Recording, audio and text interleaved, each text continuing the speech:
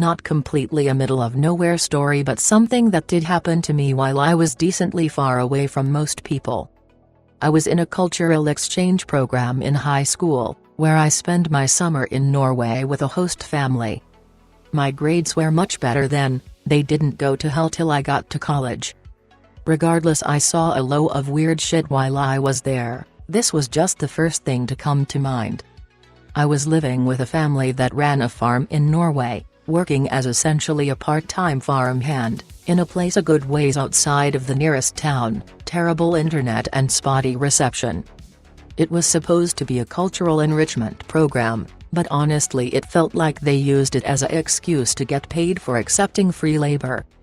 At least the food was good, and I got to know their kids pretty well. One boy a year older than me, I was 16 at the time, a girl about my age, and one younger sister who looked like she was 5 or so. One night a few weeks in there was a bad storm coming. Really? Fucking bad storm. I helped batten down the hatches, so to speak, and ran inside, hoping to just wait the storm out with everyone else. Hear the mom yelling like a crazy person. She says that the youngest daughter, who I'll call Hilda, is missing. Fuck, get roped into helping find her.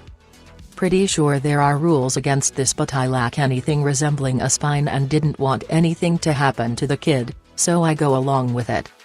We search for a few hours, mom and older daughter go back when the wind goes apeshit, me and older brother, who I'll call Chad because he looked like the Nordic gamer, go back a little later.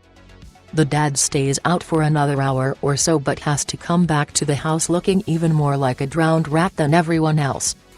Everyone just agrees to hope she's smart enough to find a place to hunker down, and pray she's okay till the storm lets up. Stops raining elks and polar bears sometime the next day. I got out to search the mud and hailstone-infested land around the house with family for about an hour. Thankfully, we find Hilda walking around like nothing happened, her clothes weren't even wet. Family is ecstatic, take her home and scold her for disappearing, but not too much. But something never sat well with me. She was in the middle of nowhere, no cover anywhere nearby, and we left as soon as things were safe. There's no way she should have been so unfazed by everything, and the dry clothes made no fucking sense. So I asked her a couple days later where she hid during it. I didn't hide anywhere.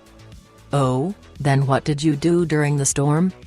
Someone helped me, but I didn't tell anyone else in my family because he said not to. I'm slightly creeped out now, was a little worried someone kidnapped her or something. So I asked her who helped her. The one-eyed man.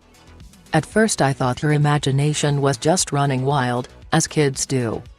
But nothing explained why she was okay during that storm. I'm pretty sure I would have died if I stayed out during all that. And all the other weird shit I saw there made me think she might have had a run-in with something. She acted normal for the most part after that storm, save for a couple weird changes. She took a sudden interest with horses for some reason, which her parents mentioned, albeit in an offhand comment, was something she never cared about before. She also wanted to go outside whenever the weather got rough, something her mother was against for obvious reasons. I asked her why she wanted to be outside when there was a storm or bad wind, and if it had anything to do with the one-eyed man she mentioned to me. I told her that I might want to tell her parents about it. She looked at me, with that creepy dead-faced expression that only children can really manage, and told me you don't want to do that. Now, I might be a bit of a manlet, but a child can't intimidate me. But this was the single most unsettling thing a child has ever said to me. Something about the way she said it creeped me out, but I decided that I should probably tell her mom about it tomorrow. That night I had a weird dream. I dreamt that I was by a stream when I suddenly turned into a fish. I think it was a herring or something, but I can't remember.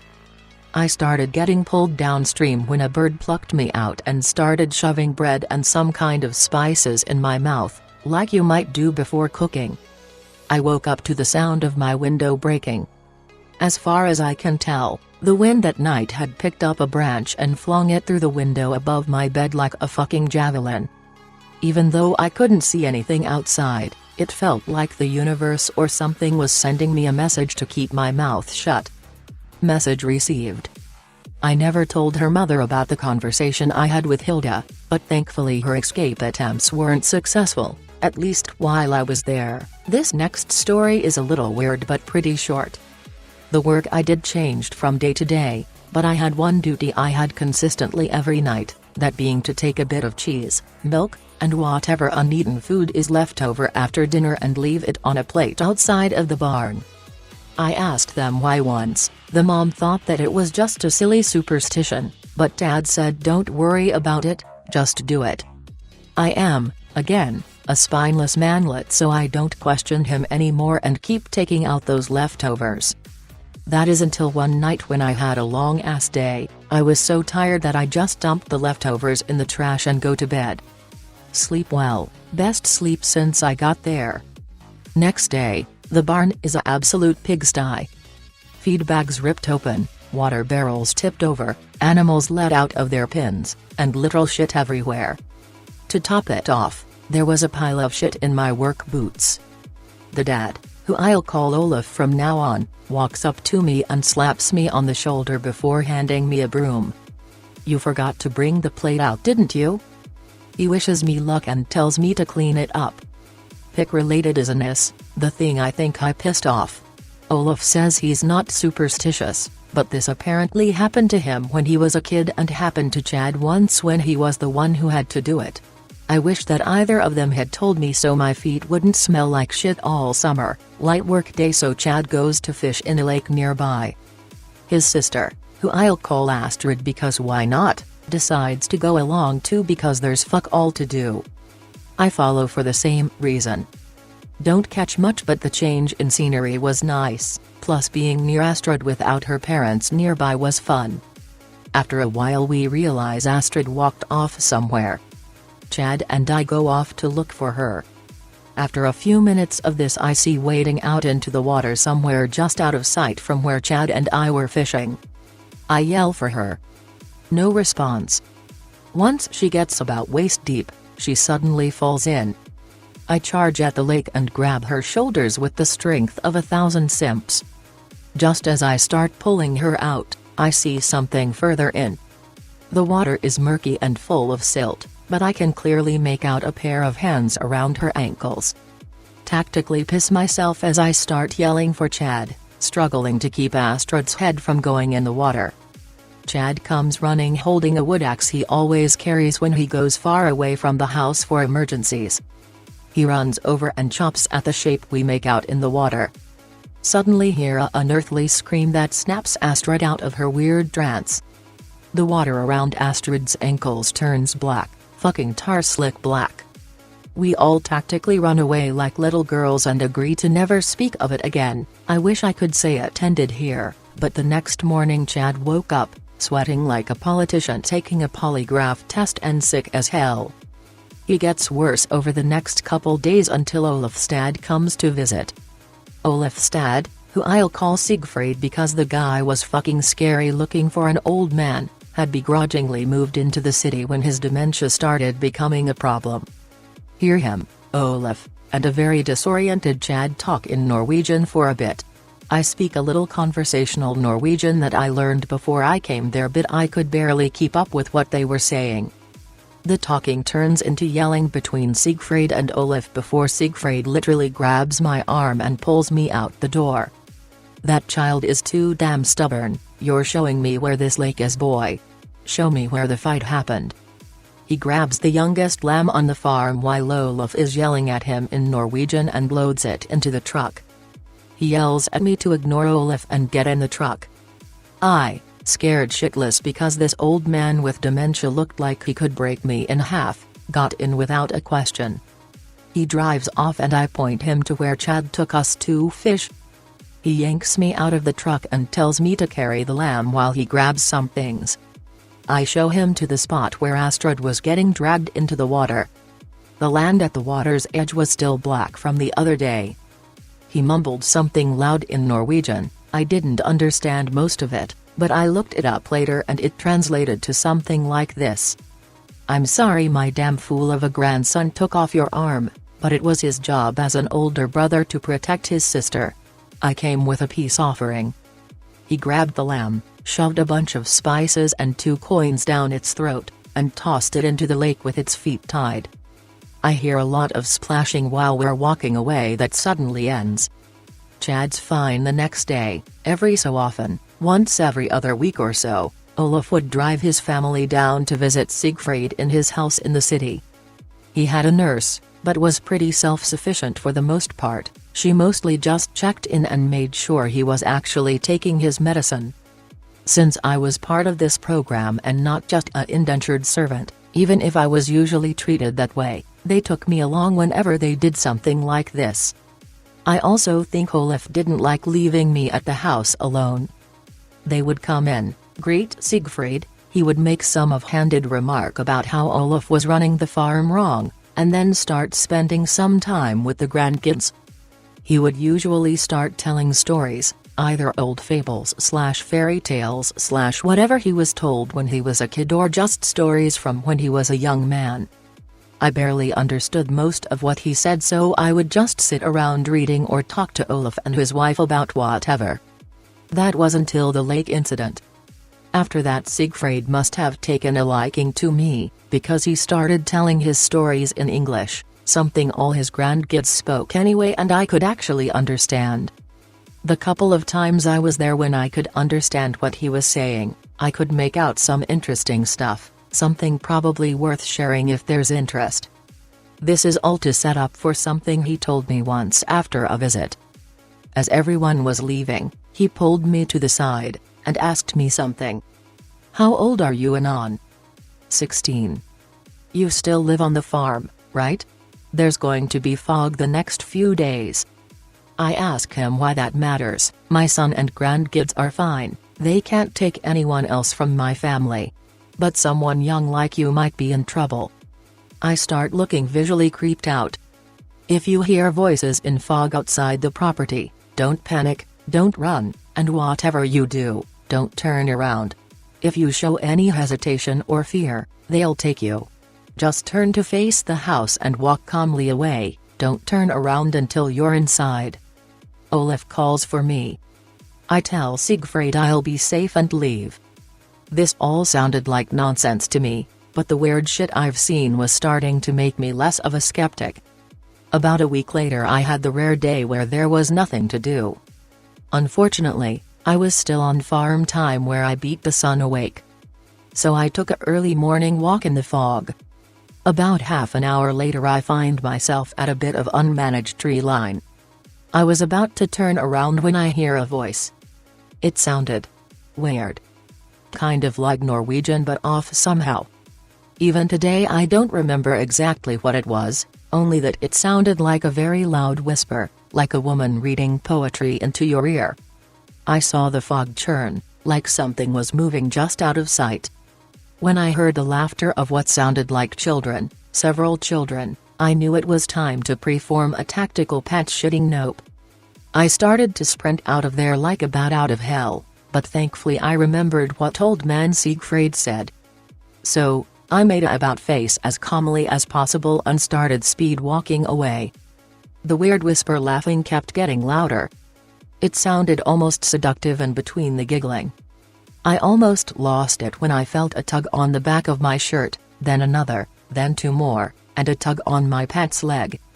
None of them were particularly strong, but not knowing what was trying to pull me back was creeping me the fuck out. I sped up slightly before I felt a pair of hands around my shoulders and a weight on my back, like was giving a kid a piggyback ride.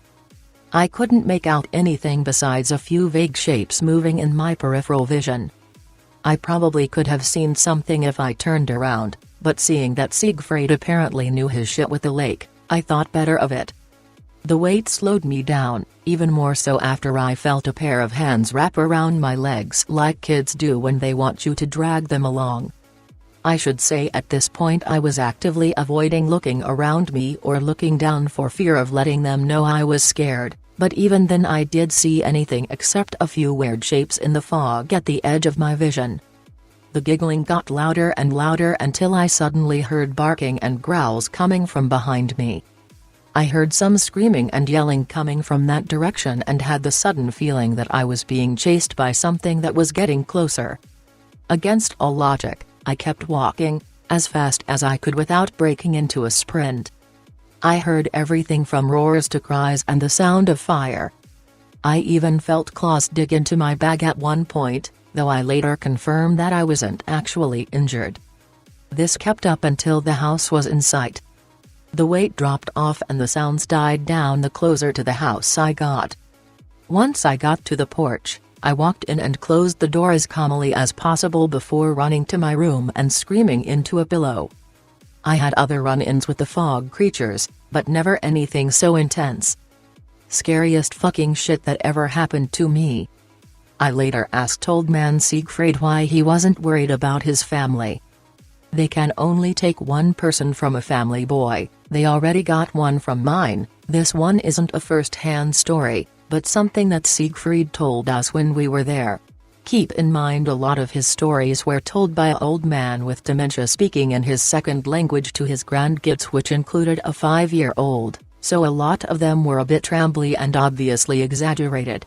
One of them had him kill a troll with an axe to rescue his sister, though seeing as he looked like he could bench press a bear in his old age, that's not so far-fetched.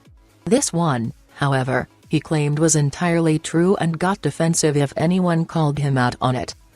As a bit of setup, Olaf's mom disappeared when he was around 12-13, about a year after his little brother was born. Chad once told me that some people in the family think that Siegfried killed her because he thought she was cheating, and that Olaf didn't like mentioning her because of it. That, of course, is not how Siegfried tells the story. When Siegfried was a young man, somewhere between late teens and early 20s, he was never that consistent with it. He had to burn charcoal for the farm. If you don't know anything about making charcoal, you basically heat wood until it turns black and can use it as better fuel. It's a tedious process that takes a long-ass time and it's boring as fuck. Well, when he was doing this one day, he saw a woman in a short dress approach him. "What are you doing here?"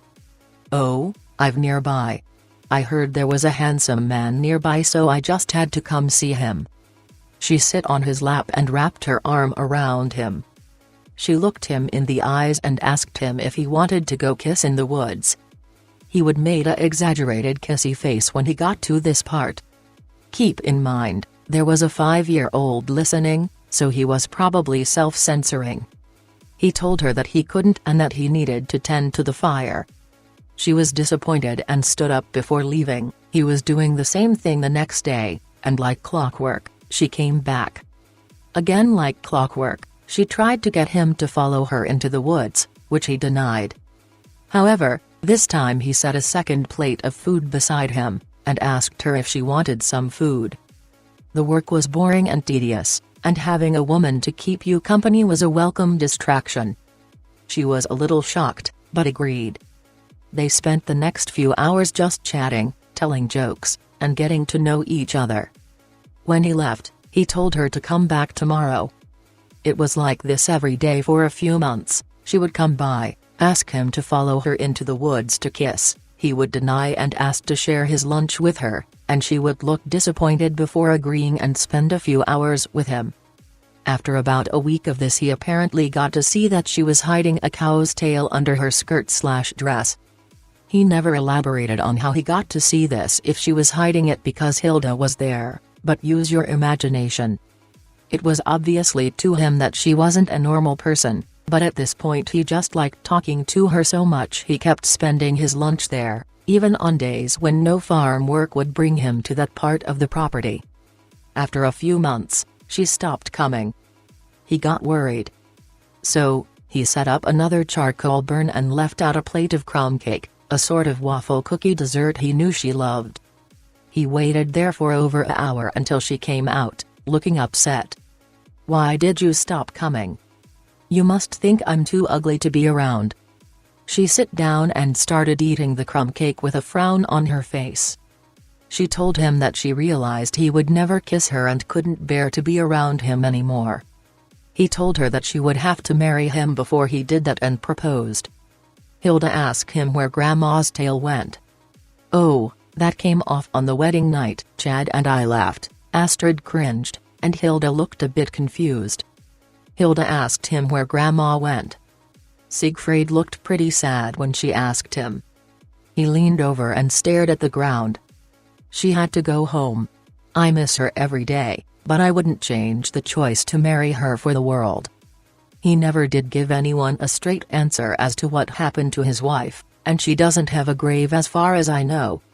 All I do know is that she was an absolute bombshell if her pictures are any indication.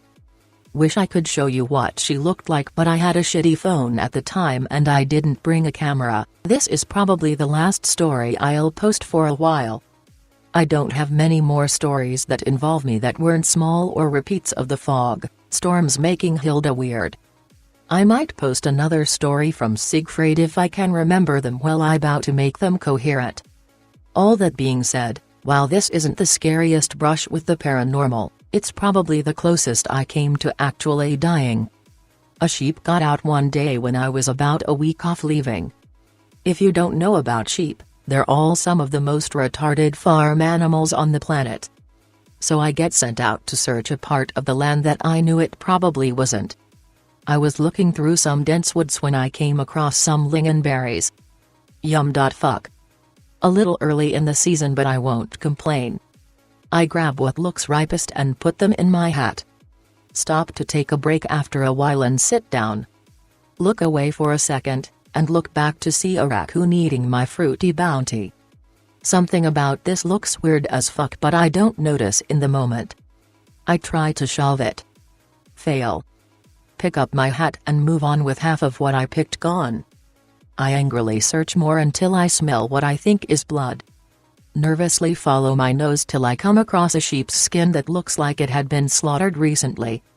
What the fuck before I feel that sharp pain in my head. That trash panda had followed me and chucked a rock at the back of my head. I pick up a rock to reciprocate before I have an audible realization. There are no raccoons in Norway. This thing makes this unsettling as fuck smile, the sort of thing that shouldn't be possible with how its jaws should have been shaped. Whatever this thing was, it somehow knew what animals were familiar to me and was deliberately trying to screw with me. Drop my hat and the rock before running away as fast as my legs could carry me. I hear this deep and rumbling laughter boom through the forest. I swear I felt the ground shake. I see a sheep's skull fly past my face and hit the tree so hard it breaks open. Start screaming I'm sorry in Norwegian as best as I could while I ran. I eventually got out of that part of the woods when the laughter stopped. Whatever this shape-shifting asshole was, it must have gotten its kicks for the day. Lie and say I didn't find anything, but searched enough to say it's definitely not there. Ask Siegfried about it a few days before I leave. Tells me that it is harmless so long as I didn't take anything of his and that the sheep probably ate grass of his land. I realize that I ate his fruit. Fuck. Siegfried's eyes go wide and tells me that I should leave something of value at the edge of our land before I leave, just to be safe. Buy a lingonberry pie and leave it with the aforementioned shitty phone. I was due for an upgrade anyway. At the border of the woods I found him in along with an apology written in my best Norwegian. I'm not dead, so it apparently worked.